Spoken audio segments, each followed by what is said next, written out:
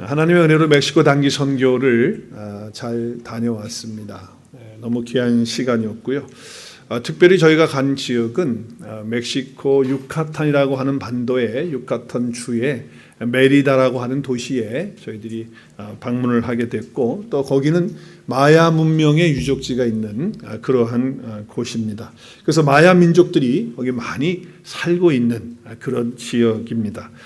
그들은 스페인에게 침략을 당하고 또 여러 가지 정복들을 당하면서 노예처럼 생활을 하게 되었고요. 또 죽임을 당하는 그런 비참한 역사를 가지고 있습니다. 또 천주교를 중심으로 해서 이제 나중에 우리 보고할 때 말씀도 하시겠지만은, 그래서 그 천주교가 종교의 탄압으로 사람들을 누르고, 그리고 결국 칼로 사람들을 죽이고 불로 사람들 태워 죽이는 그런 피해 역사가 있는 곳이 바로 그곳입니다.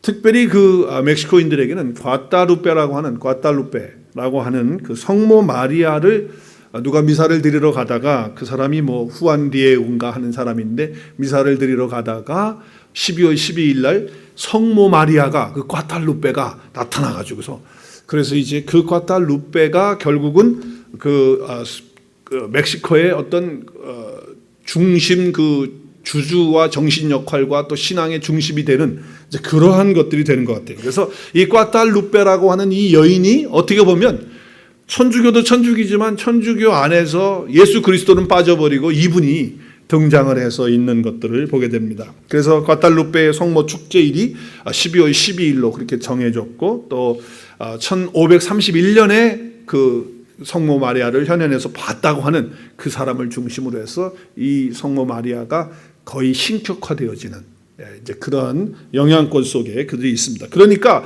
복음이 변질될수록 변질된 거예요. 그리고 복음이 아니에요. 그런 지역에서 사람들이 살고 있는 것입니다.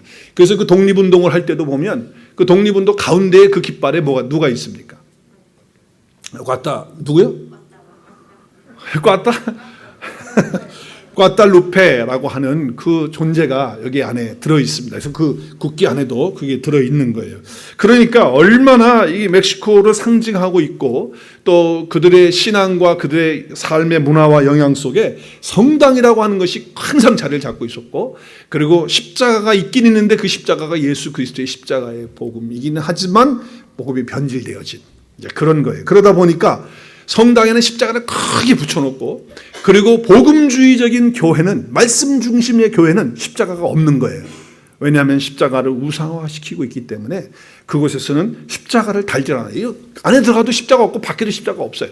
십자가를 안 해요. 그만큼 잘못되어진 복음이 변질된 그런 곳에 저희들이 갔다가 온 것입니다. 그래서 이제 그 선교사님이 들어가서 선교를 이제 28년째 조남한 선교사님이 하시고 계시는데, 가서 들어가 보니까 복음이 없는 거예요. 그리고 이제 복음을 가르치는 이제 그런 사람들이 있긴 한데, 그 사람들이 성경 말씀을 잘 몰라요. 그래서 이분이 이제 사람들에게 복음을 가르쳐 주고, 그리고 말씀을 제대로 가르쳐 주는 일을 해야 되겠다.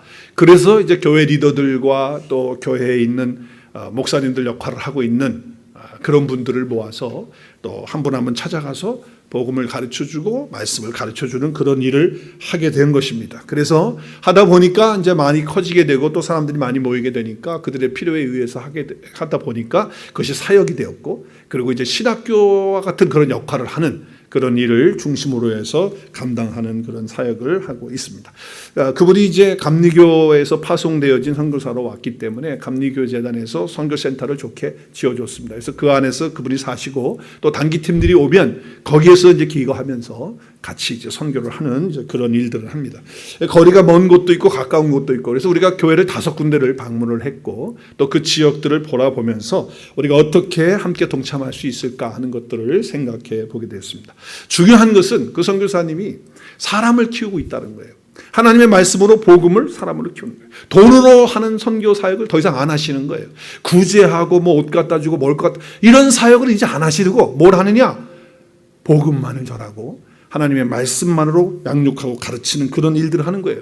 그래서 하나님께서 우리 교회를 이곳으로 인도하시고 보내주신 것은 바로 이것 때문이구나 하는 것을 깨닫게 되었고, 하나님께 감사하고 또 우리 교회가 함께 효과적으로 주의 사역에 동참할 수 있겠다 하는 그런 비전과 꿈을 가지고 저희가 돌아오게 되었습니다.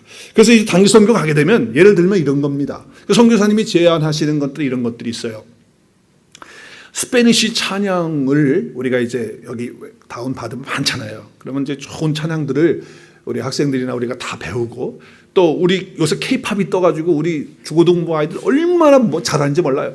그 율동을 다 해가지고 가지고 오라는 거예요. 가지고 와서 교회 앞에서 하고, 그리고 교회 리더들, 그 할 만한 사람들을 보아서 그들에게 그 찬양을 들려주고, 그리고 율동을 가르쳐줘서 케이팝식으로 가르쳐주면 많은 사람들이 올 수 있다는 거예요. 그럼 오게 되면 그들에게 이제 뭐 하냐? 복음을 전해주는 거예요. 할렐루야. 그런 일을 이제 단교팀들이 해주면 좋겠다라고 하는 그런 이야기를 했어요. 그리고 또 이제 아이들이 이제 공작을 하고 이제 크래프트 뭘 만드는 거 그런 거 있잖아요. 그런 거를 해가지고서 하면은 되게 좋아한대 아이들이. 그럼 우리가 가져와서 그려주고 만들어주고 뭐 이렇게 해주면은 아주 아이들이 많이 온답니다. 그러면 그들을 이제 저녁 때 집회에 초대해서 복음 전도 집회 때 와서 복음을 들을 수 있도록 이제 동네에 가서 이제 우리가 그렇게 하는 거예요. 그런 일들을 우리 학생들이 또 어른들이 같이 와서 했으면 좋겠다. 그리고 컴퓨터들이 있기는 한데 컴퓨터들을 어떻게 만지는지 잘 모르는 사람이 너무 많고, 교회 주보도 못 만들고 교회 전도지도 못 만들고 교회 하고 싶은 모든 걸 못 만든다는 거예요. 왜? 이 그래픽을 할 줄 몰라가지고. 그래서 우리 학생들이나 우리 어른들 중에 좀 컴퓨터 조금 알아서 베이직하게 그 포토샵 정도 하는 그냥 베이직 하는 거 그런 거를 우리 리더들에게 가르쳐주면 그걸 가지고 교회에서 아주 좋게 활용을 할 수 있는 그런 일들을 하니까 이번에 와서 그거를 좀 해줬으면 좋겠다. 선교사님이 그런 이야기를 해요. 그런데 컴퓨터가 없기 때문에 우리 교회 성도들 가운데 중고 컴퓨터라든지 노트북 중고 너무 오래된 거 말고 좀 돌아가는 거 그런 것들 가지고 오셔서 기증해 주시고, 그리고 그걸 가지고 좀 가르쳐줘서 실제적으로 교회에서 일을 할 수 있도록 그렇게 해주는 일을 이번 여름에 왔으면 좋겠다. 그런 거 했으면 좋겠다라고 하는 거예요. 그리고 이제 동네에 와서 머리를 잘라준다든지 뭐 도와준다든지 이렇게 해서 저녁 집회에 다 이렇게 초대하는 이제 그런 관계 중심에, 또 교회에 뭐 건축을 해야 되는 그런 부분에 있으면 그런 것들을 도와주는, 돈으로 하는 게 아니고 와서 실력으로 또 기술로 도와주는 그런 분들이 있으면 그렇게 할 수 있고, 또 음악이나 악기를 잘 다루는 그런 노래 잘하고 케이팝 같이 잘하는 아주 훌륭하게 잘하는 사람이 있다면 그 사람들을 세워서 동네에서 공연을 하면 온 동네 사람들이 다 온답니다. 그러면 그때 복음을 전할 수 있는 좋은 기회니까, 그런 분이 있다면 그분은 반드시 오셔야 된다는 거예요. 그래서 그렇게 했으면 좋겠다고 하는 그런 이야기를 합니다. 또 운동을 잘하는 뭐 축구나 농구나 배구 같은 거 잘하는 분들이 있으면 같이 와서 팀을 해가지고 동네 아이들 불러서 다 운동을 좋아하기 때문에 운동 같이 하면서 관계를 갖고 좋은 관계에서 교회로 인도해 주면 교회에서 복음을 전해주겠다. 이제 그런 단기팀들이 하는 거예요. 그래서 그 사람 중심의 그런 선교를 하시더라고요. 사람 중심. 그리고 낮에는 집에 있는 여자분들, 동네 여자분들 모아서, 또 교회 성도들 여자분들이나 남자분들 모아서 우리 교회 집사님들이나 교사님들이 가서 교사 강습회도 할 수 있고, 또 아니면 거기에 있는 사람들에게 기초적인 복음의 말씀들을 가르쳐주는 그런 일을 그룹으로 할 수 있다는 거예요. 그래서 그렇게 그런 일들을 하고자 하는 분들은 함께 갈 수 있다는 거예요. 저나 전도사님이나 장로님들 같은 경우는 교회 리더들이나 목회자들을 하나님의 말씀으로 키우고 양육하는 일들을 통역을 통해서 할 수 있으니까 그런 분들이 오시면 그런 장이 열려지는 거예요. 그래서 우리가 그런 마음을 가지고 우리가 선교하는 데 함께 동참했으면 좋겠습니다. 할렐루야.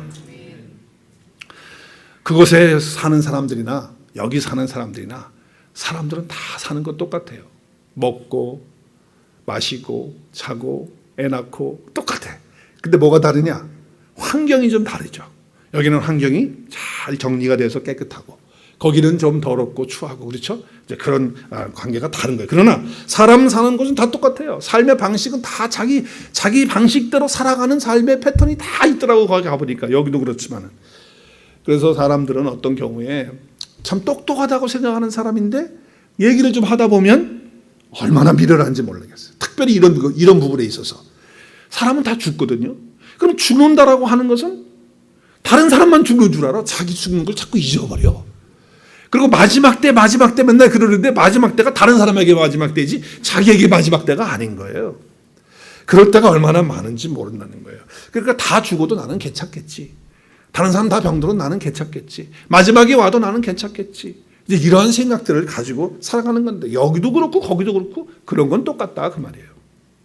그런데 여러분 예수님께서 마지막 때에 대해서 이렇게 이야기를 하셨어요. 마태복음 24장에 보면 노아의 때를 비유하면서 노아의 때와 같이 지금도 그러하다. 주님이 오시는 마지막 때가 바로 그럴 때다. 근데 그 하는 사람들이 뭘 했느냐? 세 가지 거 했다는 거예요. 먹고 마시고 결혼하고 섹스하고 애 낳고. 그죠? 그거 하면서 살았다는 거예요. 그러니까 멕시코도 그렇게 살고 여기도 그렇게 해서 똑같이 살더라고. 그런데 이게 나쁜 겁니까? 아니 우리 다 먹고 마시고 장가고 애 낳고 손주 보고 손주 손녀 보고 다 그렇게 사는 거 아니에요? 그 인생 다 그렇게 사는 게 뭐가 나쁜 거예요? 그런데 주님이 지금 말씀하신 건 뭐예요? 그것만을 위해서 그게 다인 것처럼 살아가는 사람들, 그런 사람들은 뭘 깨닫지 못해서 그런 거예요. 오늘 39절에 보니까 하나님께서 심판하시는 날을 깨닫지 못하기 때문에, 마지막이 있다는 걸 깨닫지 못하니까, 하나님의 말씀을 깨닫지 못하고 있으니까. 그러니까 뭐예요? 먹고 마시고 장가가고 시집가고 애 낳고 하는 게 단 줄 알고 살아가는 거예요. 참 얼마나 불쌍한 인생인지 모른다는 거죠. 자, 우리 말씀에 보면은 창세기 6장의 말씀에 보면 하나님이 이 땅을 보실 때 너무 부패했어요. 썩었어요. 정말 썩을 때를 포악하고요. 그렇죠? 그래서 하나님께서 땅과 함께 그들을 다 멸하시겠다고 그랬었어요. 그래서 물로 심판을 하시는 거죠. 그냥 놔둘 수 없다는 거죠. 그런데 그 가운데서 누가 살아납니까? 노아와 그 식구 몇 명이에요? 8명만 살아나게 됩니다. 어떻게 살아나게 되지요? 오늘 주일학교 공부하는 것 같으네요. 어떻게 살아나죠? 어디에 들어가서 살아나요? 방주 안에 들어가서 살아나게 됩니다. 하나님께서 살 수 있는 방법을 알려주었는데 방주를 지으라는 거예요. 방주. 그래서 방주 속에 들어가면 살게 된다라고 하는 거예요. 그런데 그 방주를 어떤 것으로 지었을까요? 어떤 것으로 만들었죠? 재료가, 메터리얼이 뭐예요? 재료가 뭐예요? 오늘 14절 말씀 같이 읽겠어요. 시작. 너는 고페르나무로 너를 위하여 방주를 만들되 그 안에서 칸들을 만들고 역청을 그 안팎에 칠하라. 지금 무슨 나무요? 고페르나무. 근데 옛날 개역 성경에 보면 잣나무라고 그렇게 번역이 되어 있어요. 잣나무. 근데 이 고페르라고 하는 나무는 잣나무도 될 수 있지만 영어에 보니까 어떻게 되어 있냐? 사이프레스 우드, 또 고퍼 우드, 그죠? 그리고 또 다른 성경에는 파인 트리, 또 다른 성경에는 어빅 콘 파인이라고 그렇게 번역을 했어요. 그러니까 고페르라고 하는 나무는 잣나무와 같이 이렇게 고든 나무일 것이다. 이제 이렇게 보는 거죠. 그래서 하나님께서 다른 나무로 짓지 말고 무슨 나무로? 고페르 나무로 지으라고 말씀을 하셨어요. 근데 노아가 어떻게 했어요? 말 잘 들었어요? 안 들었어요? 잘 들었어요. 그래서 우리 같이 읽을까요? 노아가 그와 같이 하여 하나님이 자기에게 명하신 대로 다 어떻게 했다? 준행했다. 다 그대로 따라갔다는 거예요. 그대로 했다는 거예요. 그래서 그렇게 방주를 짓게 되었습니다. 자, 잣나무 또 혹은 뭐 소나무 혹은 고페르나무를 가지고 방주를 지었어요. 방주를 지을 때 또 그냥 나무로만 지는 게 아니고 뭐라고 그랬어요? 오늘 보니까 역청을 그 안에 받으라고 그렇게 얘기했어요. 자, 그러면 구원을 받았다는 거예요. 그 안에 들어가면 구원을 받는 거예요. 자, 그러면 노아가 방주를 만드는데 몇 년 걸렸을까요? 자, 노아가 몇 명의 아들을 낳았죠? 네? 몇 명의 아들을 낳았어요? 3명의 아들을 낳았어요. 그죠? 그래서 교회의 시작은요, 교회의 시작은 에덴 동산이에요. 에덴 동산이 교회의 첫 번째 모델입니다. 교회. 근데 에덴 동산에 있을 때에는 사람들의 나이를 카운트하지 않았어요. 아담의 나이도 카운트 안 하고, 그리고 하와 나이도 카운트 안 했어요. 몇 살을 살아도 수명이 뭐 얼마 됐다, 뭐 얼마 살다가 죽었다, 이런 얘기 없어요. 그런데 범죄하고 난 다음에 에덴 동산에서 쫓겨난 다음부터는 하나님이 뭘 하시느냐? 나이를 카운트하기 시작하셨어요. 그래서 그때 보통 평균 몇 년 살았을까요? 쫓겨난 다음에. 600, 700년, 800년 살고 제일 오래 살아온 사람은 969세로 누가 살았느냐? 무드셀라라고 하는 노아의 할아버지죠. 그 사람은 699세까지 살았어요. 그렇게 오랫동안 사는 거예요. 그런데 노아의 홍수가 끝난 다음에 사람들의 수명이 팍 짧아져요. 그래서 얼마가 됩니까? 아브라함 시대에 오면요, 100세로 이렇게 100세대로 돼요. 그래서 그 툭 떨어지게 되는 것을 볼 수가 있어요. 자, 노아가 몇 살 후에 아들을 낳았다고요? 500세 된 후에 아들을 낳았어요. 그러니까 오래 살았어요. 그죠? 오래 살았어요. 자, 그런데 얼마 후에 하나님께서 노아에게 방주를 지으라고 그랬죠? 또 홍수를 언제 났지요? 우리 말씀을 잠깐 보면요. 지금 창세기 7장 10절 말씀에 보면 홍수가 땅에 덮이게 됩니다. 근데 노아의 나이가 몇 살이에요? 11절에. 600세예요. 그죠? 600세. 그럼 아까 아들을 낳고 난 다음에 방주를 졌어요. 아들을 몇 살 때 낳았다고요? 몇 살 후부터? 500세 후에 낳았어요. 그리고 홍수가 언제 났어요? 그러면 방주 만든 기간이 대략 어느 정도예요? 네? 네, 100년 정도가 되는 것이죠. 자, 그런데 그 방주에다가 뭘 바르라고 그랬죠? 역청을 바르요. 왜? 썩으면 안 되니까. 물이 들어오면 안 되니까. 그래서 하나님의 나라의 역사에 교회가 첫 번째는 에덴 동산이고, 그리고 두 번째 교회의 모형은 방주예요. 노아의 방주가 교회의 명이 되는 거예요. 그래서 그 방주 안에 들어간 사람, 교회 안에, 하나님 안에 들어가고 예수 그리스도 안에 들어간 사람은 사는 거예요. 그렇죠? 그런데 무슨 나무로 했다고요? 고페르 나무로 했다는 거예요. 이 고페르 나무는요, 누구를 모형하고 있느냐? 앞으로 오실 예수 그리스도를 예표하고 있고 그림자적으로 보여주고 있어요. 우리 호세아서 말씀을 보면 북이스라엘을 향해서 에브라임이라고 말하는데, 그 에브라임을 향해서 말하면서 뭐라고 그러냐면 하나님이 나는, 그러면서 무슨 나무요? 푸른 잣나무 같다. 거기 푸른 잣나무가 뭘까요? 그게 바로 고페르인데, 그 고페르가 누구시냐? 바로 하나님을 말씀하시고 예수 그리스도를 예표하고 있다는 거예요. 그래서 그 노아의 방주에게 왜 하필이면 고페르 나무냐? 그 고페르 나무는 앞으로 오실 예수 그리스도를 예표하고 있기 때문에, 그래서 그 고페르 나무, 살아계시는 영생하시는 예수 그리스도의 모형을 하는 거예요. 그래서 우리가 크리스마스 추리를 무슨 나무로 해요? 소나무나 잣나무나 그런 계통으로 하잖아요. 그렇죠? 왜 그렇게 하는 거예요? 우리가 그 나무를 보면서 누구를 보라는 거예요? 예수 그리스도를 보라는 거예요. 그냥 불빛 보면서 반짝반짝하면서 뭐 그게 아니고 예수 그리스도를 그 나무에서 봐야 된다는 거예요. 자, 푸른 잣나무는 누구를 비유하고 있다고요? 예수 그리스도를 비유하고 있어요. 그래서 예수 그리스도로 방주를 만들면 구원받는다는 거예요. 예수 그리스도로 방주를 만드는 거, 그 고페르를 만드는 거, 그것이 바로 구원받을 수 있다라고 하는 거예요. 그래서 밖에는 또 역청으로 칠하라고 하는 거예요. 그러니까 뭐예요? 예수 그리스도로 방주를 만드는데 안팎에는 뭘 칠해요? 역청을 칠하라는 거예요. 자, 그러면 역청을 칠한 예수 그리스도로 만들어져야지만 온전한 구원이. 왜냐하면 그거 안 받으면 물이 들어와요. 그럼 다 죽어요. 그렇기 때문에 그 역청이 중요한 거예요. 자, 그러면 그 역청이라고 하는 그 단어가 히브리어에 보면 한 따라가 코페르. 아까 잣나무는 뭐라고 그랬죠? 고페르. 그렇죠? 근데 이거는 뭐예요? 코페르예요. 뜻이 뭐라고요? 뜻? 몸값, 속전, 역청이라고 하는 그런 뜻이 담겨져 있어요. 그 랜섬이에요, 랜섬. 어텀먼트 머니예요. 물론 PH도 될 수 있고 타로도 될 수 있어요. 그러나 이 코페르라고 하는 뜻은 몸값을 지불한다는 거예요. 자, 그러니까 방주에 들어가서 살아날 사람들이 누구냐? 노아의 가족들이 살아났는데 그 노아의 가족들이 살기 위해서는 누군가가 몸값을 지불해야 된다는 거예요. 그거를 지금 예표로 보여주고 있는 거예요. 그래서 어떤 단어를 쓴다? 코페르. 대신 누가 그 값을 지불해줬기 때문에 노아와 식구들이 살았다는 거예요. 그것을 지금 구약에서 말씀을 창세기 때부터 벌써 예수 그리스도를 보여주고 있는 말씀이 되는 거예요. 자, 출애굽을 한 이스라엘 백성들이 광야에서 성막을 졌어요. 그 성막을 지고 성막에 들어갈 때 또 이제 성전을 지어가지고 돌로 만든 성전을 졌을 때 그들이 성전세를 내요. 그 성전세를 낼 때 그것이 바로 생명의 속전이라고 하는 거예요. 반세개씩 내게 돼 있어요. 근데 그 속전이라고 하는 이 단어가 뭘까요?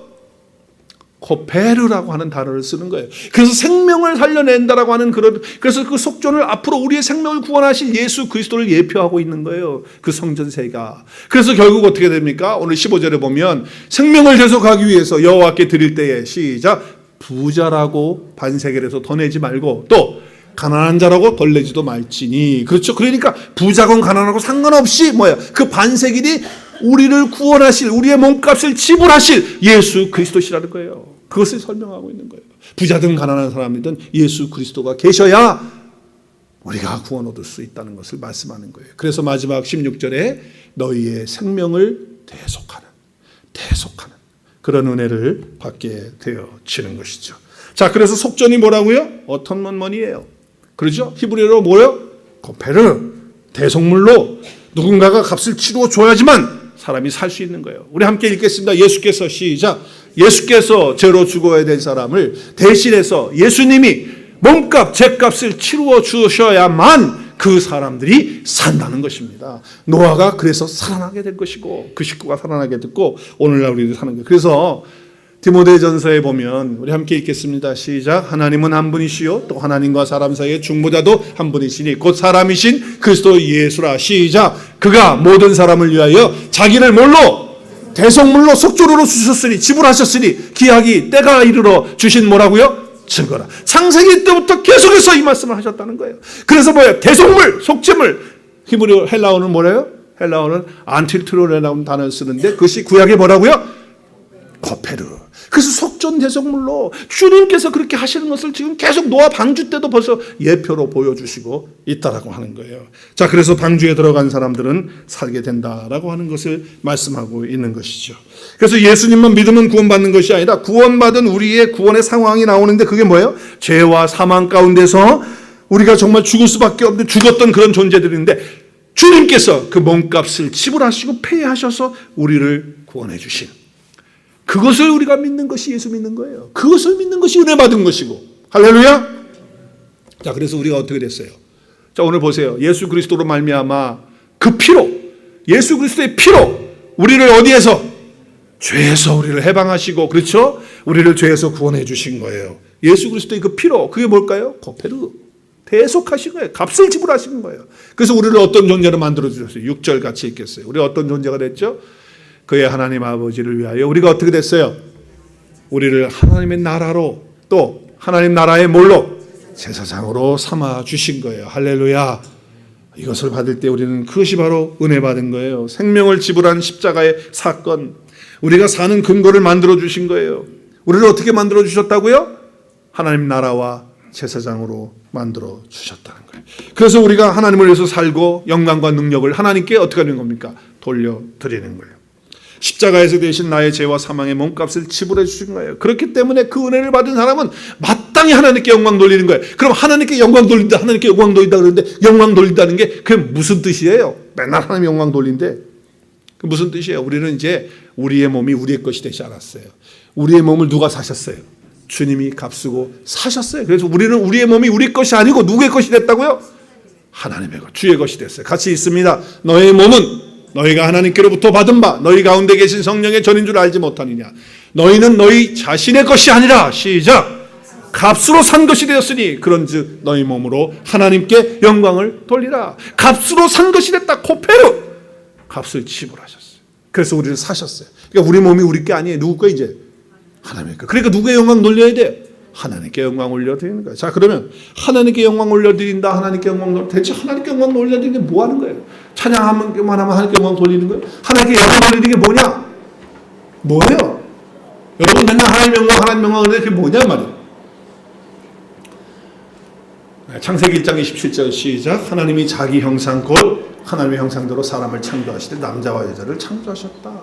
하나님의 형상으로 창조된 사람들을 향하여 우리가 받은 그 코페르의 은혜를 통해서 내 몸으로 내가 이제 그 은혜 받은 사람 아니에요. 값으로 집을 주님이 해주신 거 아니에요. 그래서 주님의 것 됐잖아요. 그래서 어떻게 지금도 하나님의 형상으로 되어진 존재들이 있단 말이에요. 그 존재들을 찾아서 하나님 앞에 다시 데리고 와서 내가 넘어가는 것이 누구에게 영광 돌리는 거예요? 하나님께 영광 올려 드리는 거예요. 그래서 하나님께 영광 올려 드리는 것은 하나님의 형상으로 되어진 그 존재들을 다시 하나님 앞으로 인도해야 되는 것이 누구에게 영광을 올리는 거다? 하나님께 영광 돌리는 것이다 라고 하는 거예요. 왜? 이제는 우리가 우리의 몸이 아니에요. 내 몸과 내 물질과 내 삶을 다 이제 하나님의 영광을 위해서 드린다고 하는 것은 바로 하나님의 형상을 찾아서 다시 그대로 하나님의 형상으로 회복하고 하나님 앞에 나올 수 있도록 해주는 거, 그 일을 하는 거예요. 그래서 코페르, 속전, 대속의 은혜 입은 사람은요, 한번 따라하겠습니다. 대속의 은혜를 입은 사람은 삶이 달라집니다. 예, 나를 위해서 살지 않아요. 이제 하나님의 영광을 위해서 사는 거예요. 그래서 잃어버린 하나님의 형상들을 찾아서 하나님 앞에 다시 내어드리는 그런 일을 한다라고 하는 거예요. 그것을 가르쳐서 은혜를 받았다라고 하는 말을 하는 것이죠. 그래서 코페르는요, 하나님의 은혜를 받은 거예요. 그래서 노아는 어떻게 했다고요? 하나님께 은혜를 입은 자였다는 거예요. 뭘 입었다고요? 은혜를 입어요. 은혜를 입은 노아는 어떻게 살아갔을까요? 자, 은혜를 입은 노아는 어떻게 살아가요?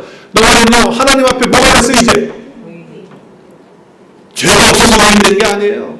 죄값으로 그 코페르의 은혜를 입었기 때문에 의인이 된 거예요. 할렐루야. 당대의 완전한 자가 됐어요. 그래서 하나님과 어떻게 했다고요? 동행하는 자가 되었어요. 그래서 첫 번째, 하나님의 은혜를 입어야 돼요. 그 은혜는 뭡니까? 대속의 은혜, 코페르. 내 몸값을 대신 지불해 줘. 내가 멸망받고 죄 가운데 죽을 그 몸을, 그 영혼을, 그 사람, 그 존재를, 나를 다시 주님께서 사셔서 구원해 주신 그 은혜를 입는 거예요. 그 은혜를 입으면 어떤 사람이 될까요? 의인의 존재가 되는 거예요. 하나님 앞에 의롭다함을 받는 거예요. 그리고 어떻게 될까요? 완전한 사람 돼서 하나님과 동행하면서 하나님과 이제 어떻게, 주님과 어떻게 되는 거예요? 연합돼서 살아가는 사람이 되는 거예요. 믿으십니까? 할렐루야. 이제 그런 은혜가 저와 여러분 삶 가운데 있는 거예요. 그래서 은혜를 받은 거예요, 은혜를. 그래서 우리는 사도 바울이 뭐라, 그 은혜로 인해서 우리가 구원받았다는 거예요. 행위에서 구원받은 게 아니라는 거예요. 하나님의 은혜로, 그 카리스로, 그 코페로 우리가 은혜를 받았어요. 속전 받은 거예요. 하나님 앞에. 그래서 감사하는 거죠. 우리가 은혜 받은 것이 정말 하나님의 은혜 때문에 받은 거 아니에요? 하나님이 우리를 은혜로 구원은 받은 거 아니에요? 하나님 우리를 구원해 주실 때 은혜로. 그래서 그리스도 예수 안에 들어가는 사람은 은혜로 죄와 허물로 죽은 죄의 사망의 몸을 정리하고 새로운 존재로 나아가는 새 생명을 얻는 존재가 되어지는 것입니다. 하나님은 그렇게 사는 거예요. 자, 이제 노아가 몇 명의 아들 낳았다고요? 3명. 요새는 바보같이 아들 셋 낳느냐고 그러더라고요. 근데 참 아들 셋을 낳았어요, 바보같이. 여기는 바보가 아닌 사람이 있잖아요. 아들 셋 낳잖아. 근데 지금 육신적으로 아들 낳고 딸 낳고 하는 얘기 하시는 걸까요? 분명히 고린도전서에 보면 그렇지는 않아요. 거기서 말하는 게 아니에요. 자, 영적인 부분까지 가리기 원하시는 거죠. 함께 읽을까요? 시작. 그리스도 안에서 1만 스승이 있으되 아버지는 많지 아니하니. 시작.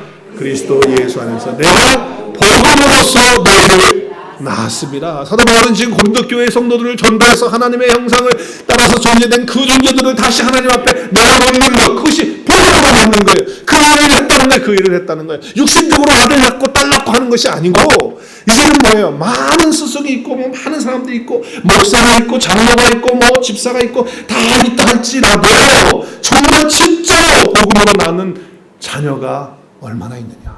정말 코페르의 은혜를 받은 사람은 자녀를 영적으로 낳을 수밖에 없다는 거예요. 그리고 하나님의 형상으로 된 존재들을 찾아가서 그들을 다시 하나님 앞에 내어놓는 그 일을 할 수밖에 없다는 거예요. 왜? 몸값으로 나를 지불해서 하나님이 속전의 제사를 지으셔서 나를 살려주셨기 때문에, 그 은혜를 받았기 때문에 그렇다는 거예요.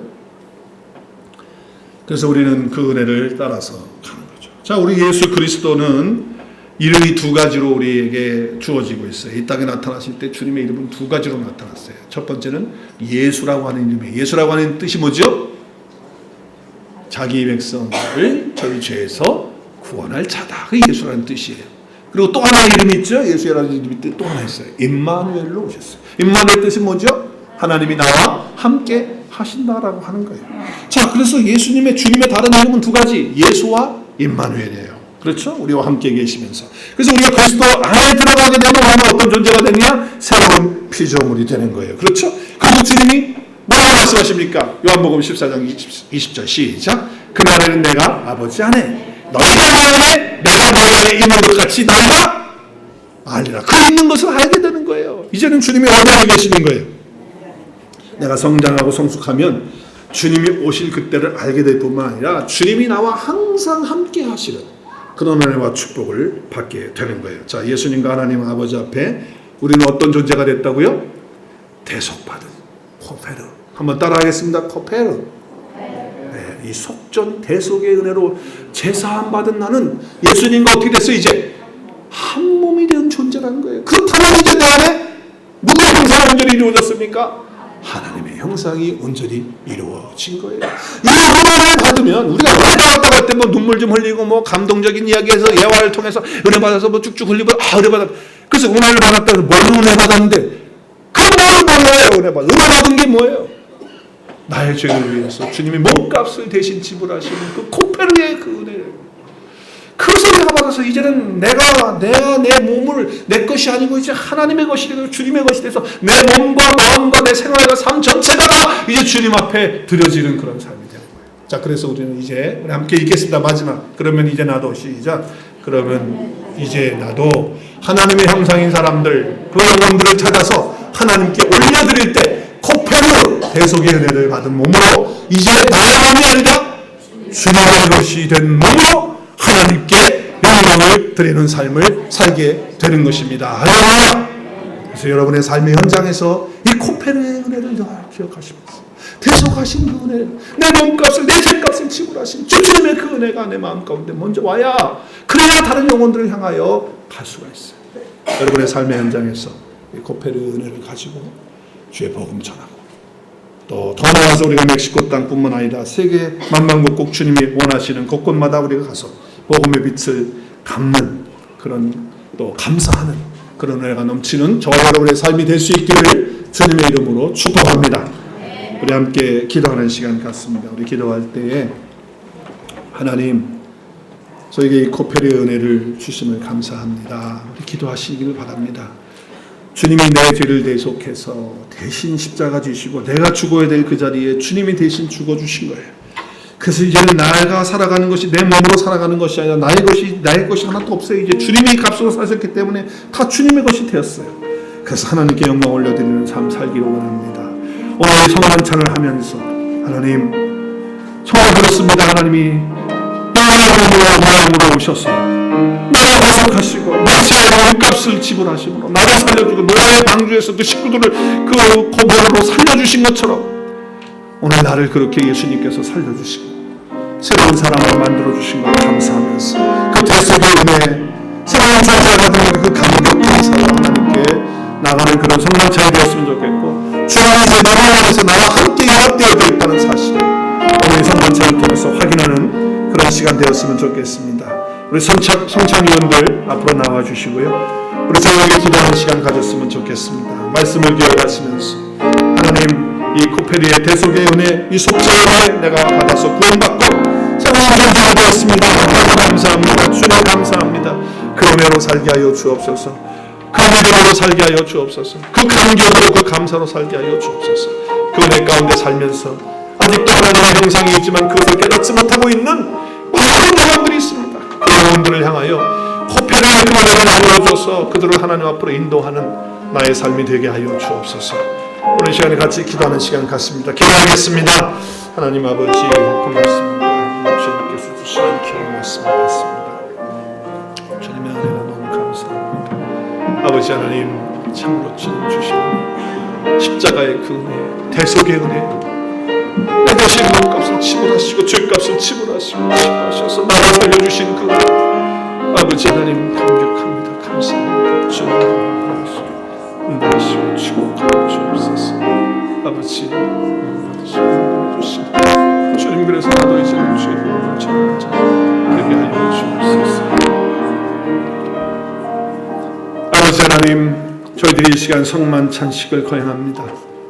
비록 이것은 눈에 보여지는 것들이긴 하지만, 물질적인 것들이 하지만 주님의 영으로 이 시간 임재하시고 말씀으로 역사하셔서 주님이 내 안에 연합되어 계심을 확인하고, 주님의 찢기신 그 몸이 나를 대속한 몸이라고 하는 코페르의 은혜라고 하는 것을 기억하며 감사하고, 또 주님 앞에 찬양하며 이제 대속의 은혜를 받은 사람답게 하나님의 형상을 잃어버리고 살아가는, 깨닫지 못하고 살아가는 영혼들을 향하여 내가 주님과 연합되어 그들에게 주의 복음을 전하고 주님의 형상을 찾아서 다시 주 앞에 올려 세우는, 그를 감당할 수 있는 힘과 능력을 얻는 귀한 성만찬 될 수 있도록 축복하여 주시옵소서.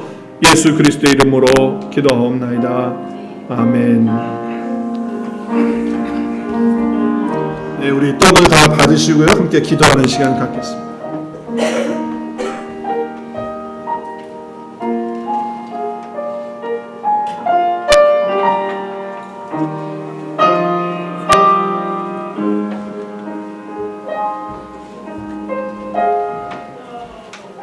네, 이 떡은 주님께서 우리의 죄를 대속하시기 위해서 찢기신 몸이십니다. 죽으신 몸이십니다. 내가 죽어야 될 그 자리에 주님이 대신 죽어주신 것입니다. 그 은혜를 기억하시면서 오늘 단어 한 가지 코페네의 그 단어를 기억하시면서 노아의 방주에서 구원을 받았던 그들은 예수 그리스도를 예표하면서 그들의 구원을 얻게 되었고 우리는 실제이신 예수님을 통해서 구원받는 대속하는 은혜를 입었습니다.